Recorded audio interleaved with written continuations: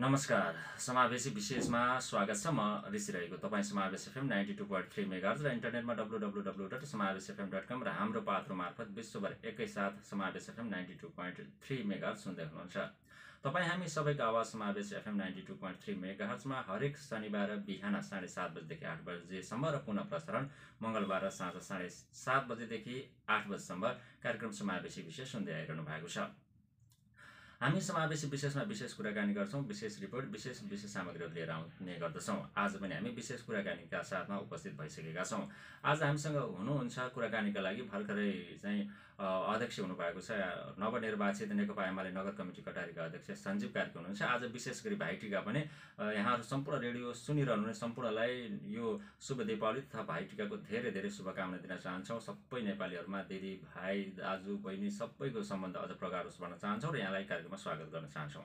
हस्, धन्यवाद। नमस्ते। सर्वप्रथम त यहाँलाई तिहारको पनि आज भाइटिकाको विशेष दिनमा यो कुराकानी गरिरहेका छौँ। भाइटिकाको शुभकामना दिन चाहन्छौँ र साथसाथै भर्खरै अध्यक्ष हुनुभएको छ, यहाँलाई बधाई पनि दिन चाहन्छौँ। यहाँको तर्फबाट शुभकामना दिन सक्नुहुनेछ। हस्, धन्यवाद। यहाँले बधाई पनि दिनुभएको छ र भाइटिकाको शुभकामना पनि दिनुभएको छ। समस्त यो समावेशी एफएम परिवारलाई र विशेष त ऋषिजीलाई पनि शुभकामना छ। अध्यक्ष हुनुभयो, युवाको नेतृत्वमा अहिलेसम्म हामीले कटारीको एउटा माहौललाई हेऱ्यौँ र राजनीतिलाई विश्लेषण गऱ्यौँ भने युवा नै भन्नुपर्छ। युवाको नेतृत्वमा अध्यक्ष हुनुभएको छ, नेकपा एमाले जस्तो जिम्मेवार पार्टीको अध्यक्ष हुनुभएको छ। क्षमताको आधारमा हुनुभयो कि पार्टीमा मान्छे नभएर फुट भएर यो भएको भन्ने विश्लेषण पनि आउँछ, के भन्नुहुन्छ? यो चाहिँ अब पार्टीमा मान्छे नभएर भन्ने होइन, यो हाम्रो क्षमताकै आधारमा हामी युवाहरू नै थियौँ अध्यक्षको दाबी गर्ने। हामी 2जना थियौँ, त्यसमध्येमा क्षमताको आधारमा चाहिँ भइएको हो। यो मान्छे नभएर भन्ने कुरा चाहिँ गलत हुन्छ। राजनीतिमा युवाको आवश्यकता कतिको छ र राजनीति युवा नहुँदाखेरि चाहिँ ज्येष्ठ नागरिकहरूले राजनीति चलाउँदा देश चाहिँ खाडलमा पुग्यो भन्ने भनाइलाई तपाईँ कसरी लिनुहुन्छ? सम्भवतः सबै खाडलमै पुगेको भन्ने कुरा त धेरै पनि होइन, तर चाहे युवाहरूले चाहे जस्तो परिवर्तन भएको छैन। त्यो परिवर्तन भएको छैन र नेतृत्वमा युवा पुस्ता आउनुपर्छ भन्ने हाम्रो जुन पार्टीको नीति छ, अहिले बनेको विधानले चाहिँ त्यो भनिरहेको अवस्थामा चाहिँ त्यसकारण हामी चाहिँ युवा नेतृत्व पार्टीमा पनि आउनुपर्छ। हरेक तहमा चाहिँ युवाको नेतृत्व आएपछि मात्रै देशको विकास हुन्छ भन्ने हिसाबले नै अहिले हाम्रो पुस्ता हस्तान्तरणका कुराहरू, हाम्रो पार्टीले गरिरहेका कुराहरूमा चाहिँ अहिले युवालाई धेरै चान्स दिएको छ। युवाहरू नै अगाडि आउनुपर्छ भन्ने कुरा चाहिँ त्यो भएको हुनाले त्यसकारण अहिले नेकपा एमालेको हरेक यो भइरहेको चाहिँ अधिवेशनबाट युवा पुस्ता नेतृत्वमा आइरहेको छ। पछि हेरौँ, यसले चाहिँ राम्रै सन्देश दिइरहनेछ। नेतृत्वमा युवा पुस्ता आइसकेपछि जस्तो नेतृत्वले निर्णय गर्ने कुरामा अघिल्लो पुस्ता र युवा पुस्ता बिचको त्यो ग्यापलाई चाहिँ यसले कसरी पुरा गर्छ, दुवै पुस्तालाई कसरी त्यसमा चाहिँ युवाहरूको निर्णय चाहिँ बढी हुन्छ कि अघिल्लो पुस्ताको पनि कुराहरूलाई अधिक राखेर काम गर्नुहुन्छ? युवाहरू देखाउने मात्रै हुन्, अझै पनि पार्टी चाहिँ अघिल्लो पुस्ताले चलाउँछ कि अब युवालाई चलाउँछ होला पार्टी चाहिँ? खास गरी त अहिले नेतृत्वमा हामी युवा नै छौँ। पार्टी हामी युवाले चलाउँछौँ र हामी युवा जोस जाँगर सहित अगाडि बढेका छौँ। त्यसमा हाम्रो मात्रै जोसले हुँदैन, हामी योभन्दा हाम्रा अग्रजहरूको होस पनि त्यसमा राखेर त्यसलाई सम्मिलित बनाएर चाहिँ नेकपा एमालेको यो अभियानलाई चाहिँ हामी सही ढङ्गले उहाँहरूको अग्रजहरूको बुद्धिमत्ता राखेर उहाँहरूको चाहिँ विशेष उहाँहरूको जुन उहरू हुन्छ त्यो उहाँहरूको चाहिँ सुझावहरूलाई राखेर युवाको जोस र उहाँहरूको होसलाई राखेर हामी नेकपा एमालेलाई अगाडि बढाउन चाहन्छौँ र त्यही अनुसार हामी अगाडि बढ्छौँ। पार्टी फुट्यो, पार्टी फुट्नुमा यहाँलाई भित्रैदेखि चाहिँ आफ्नो यो राजनीतिभन्दा भित्रै मनदेखि भन्नुपर्दा चाहिँ पार्टी फुट्दाखेरि चाहिँ खुसी हुनुहुन्छ कि दुःखी हुनुहुन्छ होला? पार्टी फुट भन्ने कुरालाई अलिकति मैले यो फुटेको संज्ञा त दिन सक्दिनँ, यो चोइटेको हो। तर पनि 1-2जना हाम्रा घर परिवारभित्रका मान्छे चोइटिँदा अलिअलि दुःख त लाग्छ नि। अब भिरबाट लड्ने गोरुलाई राम राम भन्न सकिन्छ, काँध हाल्न सकिँदैन। हामीले धेरै कोसिस गर्यौँ होइन, फुट्नु हुँदैन भन्ने कुरा पनि हाम्रो मातहतबाट आए, तर उहाँहरू चोइटेर जानुभएको छ, फुट्नु पनि भएको होइन। त्यसकारण यो क्षति चाहिँ उहाँहरूले नै बिहोर्नुपर्छ। नेकपा एमाले यसको क्षति बिहोर्दैन। अब नेकपा एमाले सुदृढ भएर अगाडि बढिसकेको छ।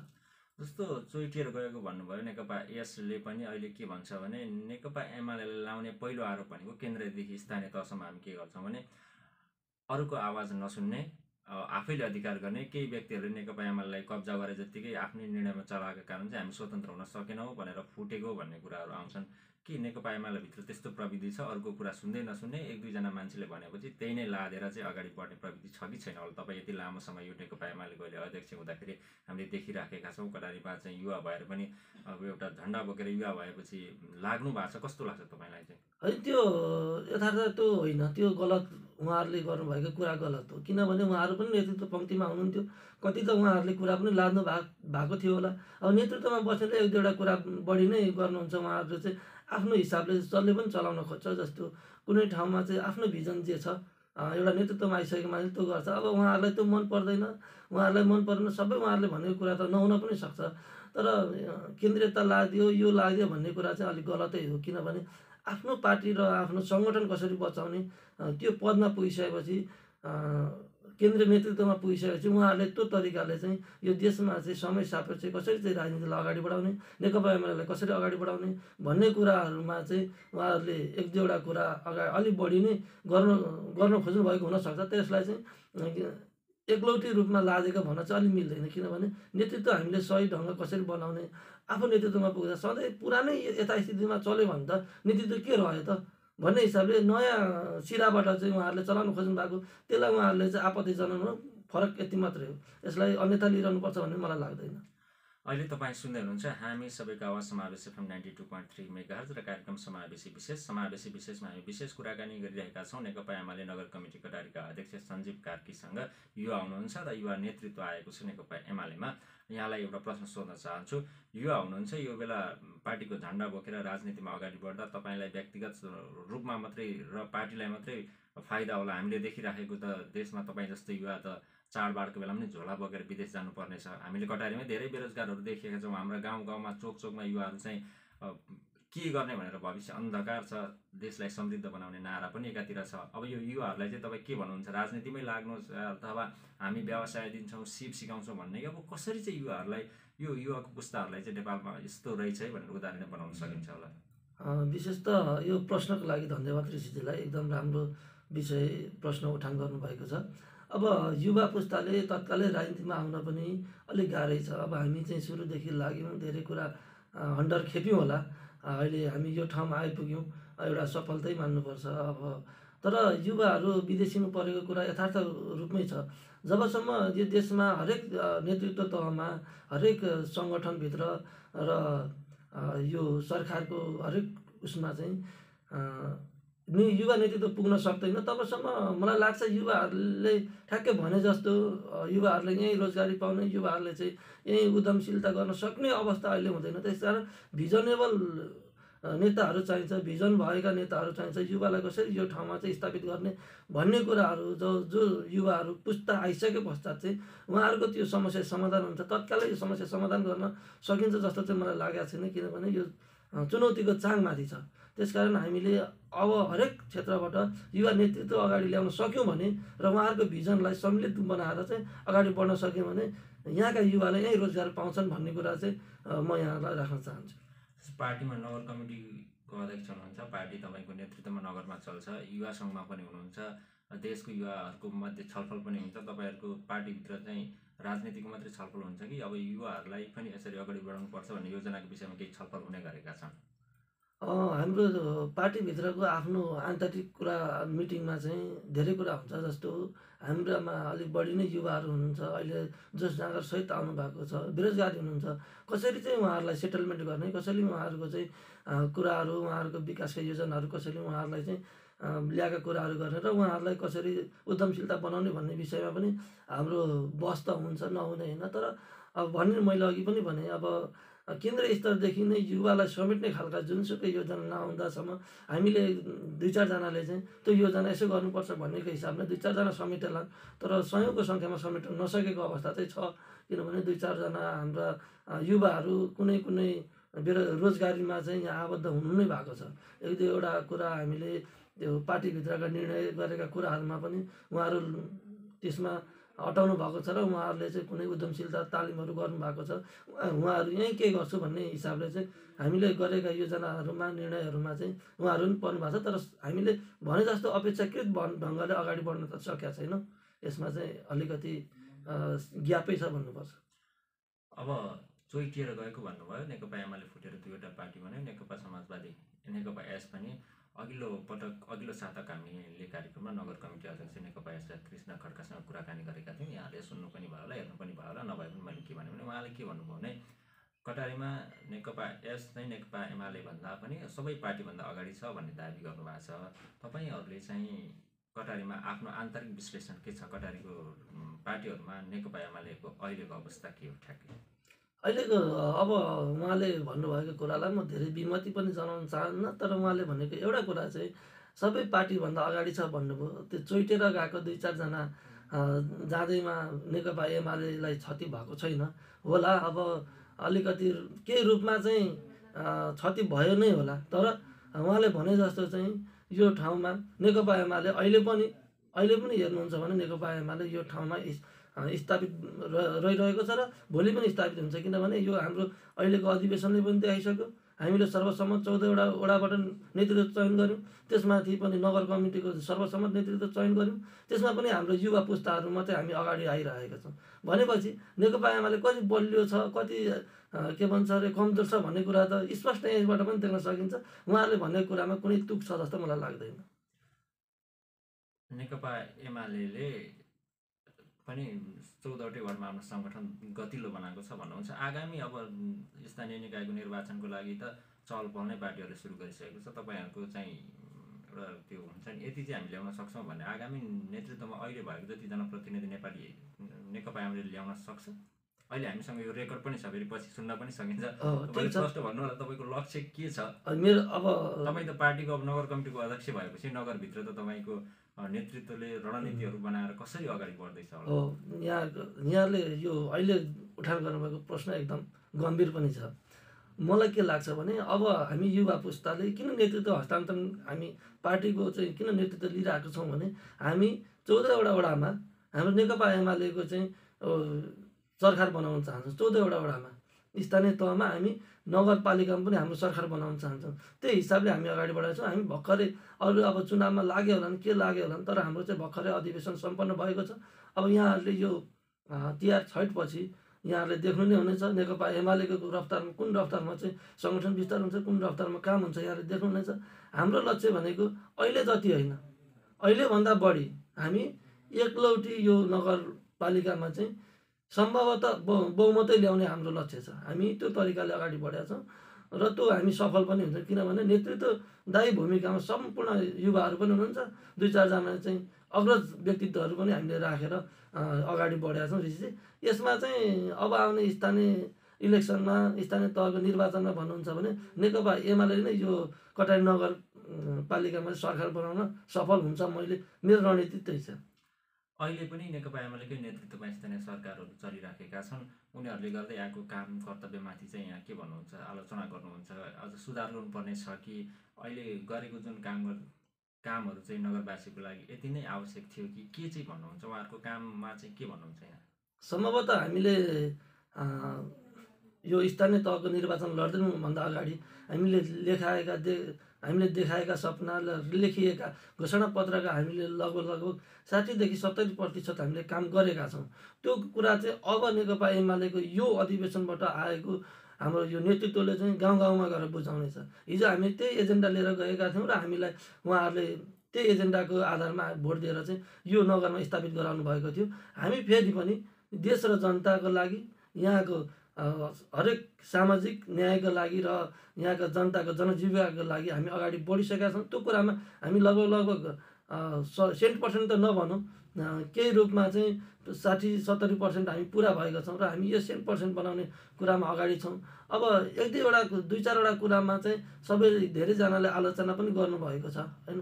आलोचनालाई चाहिँ आत्मसात गर्दै त्यसलाई पनि कसरी सुधार गर्न सकिन्छ, सुधार गर्ने पाटोमा हामी सुधार गरेर अगाडि लान चाहन्छौँ। किनभने अहिले नगर कमिटीले हरेक कुरामा नगर सरकारमा हाम्रो सरकार भएको हुनाले नगर कमिटीले गरेका निर्णयहरू पनि हामी त्यो ठाउँमा पुर्याएर चाहिँ नेकपा एमालेको हिजोको एजेन्डालाई स्थापित गर्न लागिरहेका छौँ। ऋषिजी, जस्तो एमालेलाई लाग्ने आरोपको आज तपाईँले खण्डन गर्नुपर्छ। एमालेको नेतृत्वमाथिदेखि तलसम्म यसो आसेपासे जसले चाहिँ यसो गुलामी गर्यो नेतृत्वलाई, उसले चाहिँ पार्टीमा स्थान पनि पाउँछ, उसले सबै कुरा पाउँछ र चाहिँ बाहिर राजनीति गर्यो झोले भएर हिँड्नेमा पनि नेतृत्वमा चाहिँ तहमा पुग्न नसक्ने अवसर पाउँदैन भन्ने पनि आलोचनाहरू हुन्छन्। के भन्नुहुन्छ यसका लागि? यो चाहिँ अब सरासरी आलोचना गर्नेहरूको लागि त जति गरे पनि आलोचना नै गर्छन्, उहाँहरूको त्यो बानी नै हुन्छ।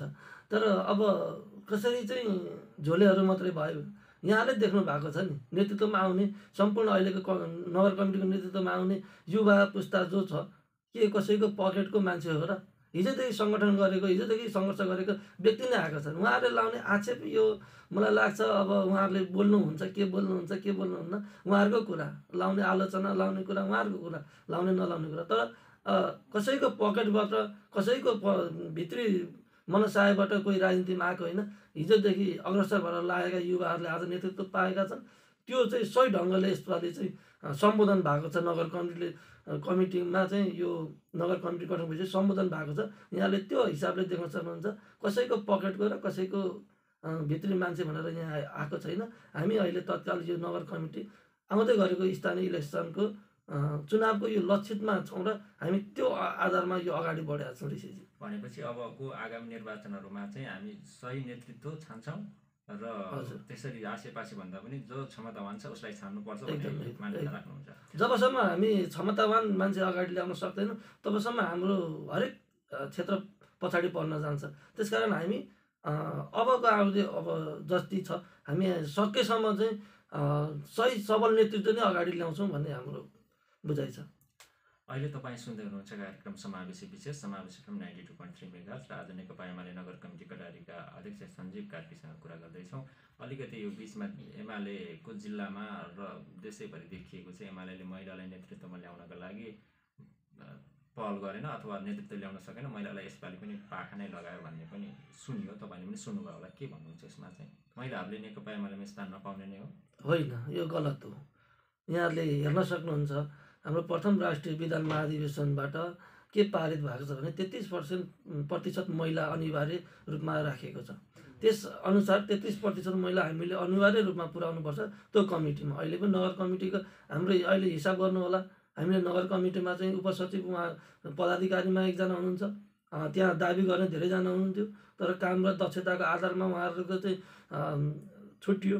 त्यसकारण युवाहरूले नेतृत्व पाउनुभयो। महिलाहरूले पनि त्यहाँ जो उहाँहरूले चाहिँ अपेक्षा गरे अनुसारमा पद पाउनु भएन होला, तर कामका आधारमा चाहिँ गरेका आधारमा योगदानका आधारमा यहाँ पद हाम्रो हामीले निर्वाचित गर्यौँ। त्यसकारण उहाँहरू पनि हामीले पदाधिकारीमा एकजना महिला राखेका छौँ र अरू सबै तहमा चाहिँ 33% हामीले पुर्याएका छौँ। ऋषिजी यो नेतृत्व तहमा चाहिँ हामीले महिलालाई ल्याउन नसकेको होइन। महिलाहरू पनि अझै अबको तपाईँले अर्कोचोटिको उसमा हेर्नु होला, महिलाहरूको अगाडि यो आउने मैले चाहिँ यो देखिरहेको छु। किनभने उहाँहरू त्यसरी नै लागिरहनु भएको छ। महिलाहरू पनि लाग्न चाहिँ लागिराख्नु भएको छ। यसपालि देखिएन, अर्कोचोटि चाहिँ पहिलो नेतृत्वमा आउन सक्ने अहिले पनि देखिरहनु भएको छ नि। तपाईँले अहिले पनि उपसचिवमा चाहिँ महिला हुनुहुन्छ होइन। उहाँ पनि त्यो अब उहाँले एकजना के भन्छ अरे उपाध्यक्षमा पनि महिलाले त्यहाँ आवेदन गर्नुभएको थियो होइन, मनोनयन दर्ता गर्नुभएको थियो। अब अध्यक्ष मण्डलहरूले निर्वाचन मण्डलहरूले र उहाँकै सहमतिमा चाहिँ निर्विरोध उपाध्यक्ष उहाँले छोड्नु भएको छ। भनेपछि नेतृत्वमा आइरहनु भएको छ, नआउने होइन। उहाँहरूलाई पनि समेटिएको छ, नसमेटिएको होइन होइन। उहाँ अब हामीले नेतृत्व नदिने भन्ने कुरा होइन। उहाँहरू एक्टिभ भएर लाग्नु भएको छ, उहाँहरूले नेतृत्व पनि पाइरहनु भएको छ। विशेष रूपमा उहाँहरूलाई चाहिँ विशेष जिम्मेवारी पनि थपिँदैछ। यो कारणले चाहिँ नेतृत्वमा यो हाम्रो नगर कमिटीमा महिला प्रथम राष्ट्रिय विधान महाधिवेशनले गरेको 33% लगभग हामीले पुरा गरेका छौँ। ऋषिजी आइरहनु पनि भएको छ।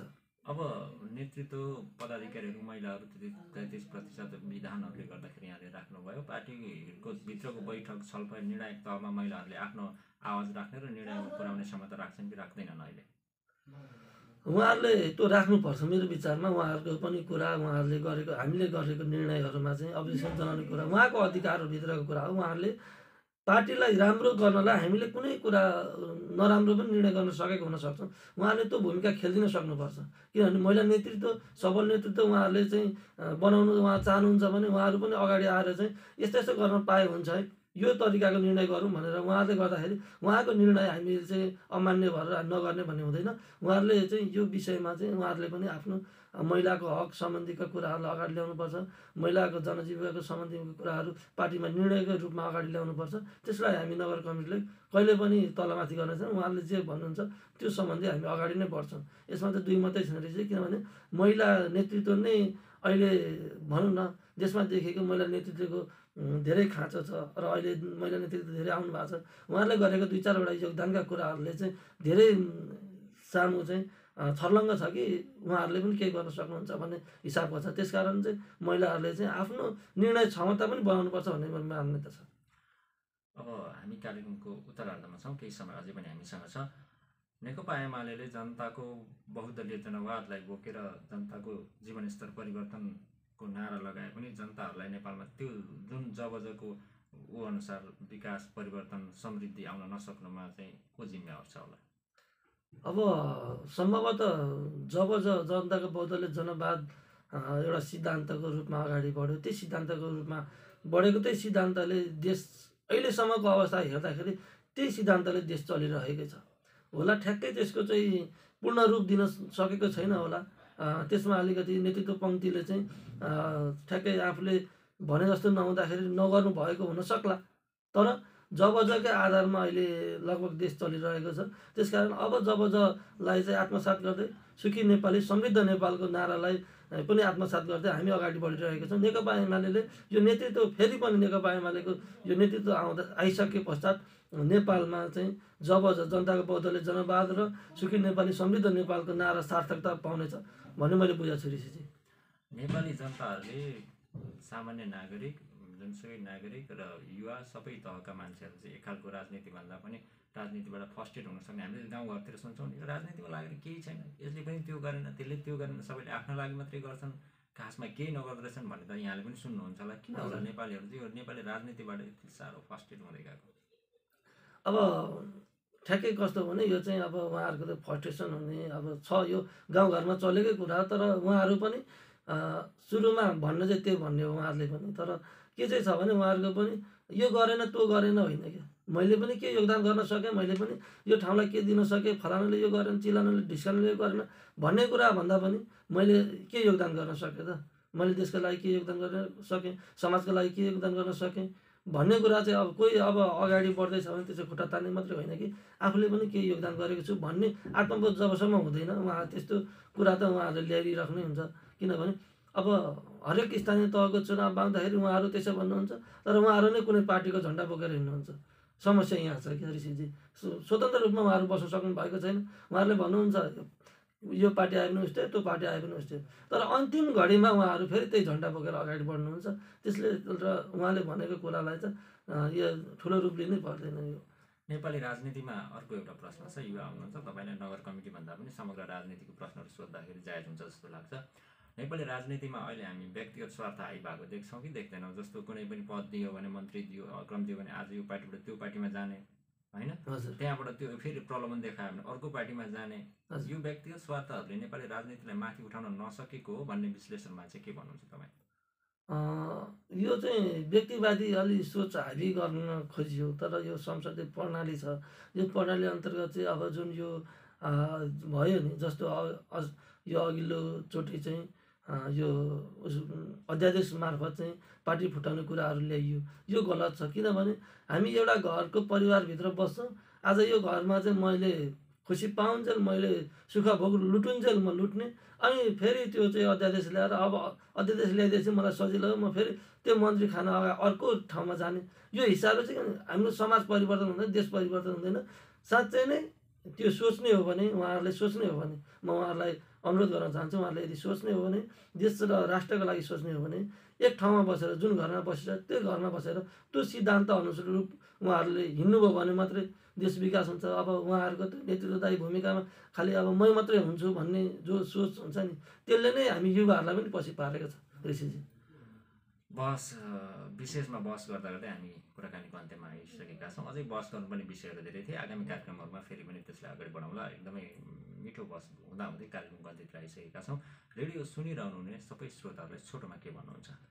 सम्पूर्ण समावेशी एफएम सुनेर बसिरहनुहुने श्रोतालाई यस अहिले आइरहेको यो भाइटिका छठ पर्व अनि नेपाल सम्मत 1142 सम्पूर्णमा म शुभकामना व्यक्त गर्न चाहन्छु। यहाँहरूको उत्तरोत्तर प्रगतिको कामना गर्न चाहन्छु र समावेशी परिवारलाई पनि यो छठ, दीपावली, छठ र नेपाल सम्मतको विशेष गरी शुभकामना दिन चाहन्छु। म नेकपा एमाले कटारी नगर कमिटीको अध्यक्षको हैसियतले। नेकपा एमाले नगर कमिटी कटारीका अध्यक्ष सञ्जीव कार्कीसँग गरिएको यिनै विशेष कुराकानी सँगसँगै आजका लागि हामी कार्यक्रमको अन्त्यतिर आइसकेका छौँ। यति बेलासम्म प्रविधिमा साथ दिनुहुने अनिल सर र त्यसै गरी काव्य दुवैजनालाई धेरै धेरै धन्यवाद दिन्छु र कार्यक्रम समावेशी विशेषको अर्को शनिबार फेरि पनि अर्को अतिथिसँग बिहान 8:30 बजे अर्को नयाँ विशेष बहस लिएर आउने नै छौँ। त्यतिन्जेलसम्मको लागि म ऋषि राईलाई बिदा दिनुहोस्। हवस् त, नमस्ते। हामीलाई सुन्दै रहनुहोला।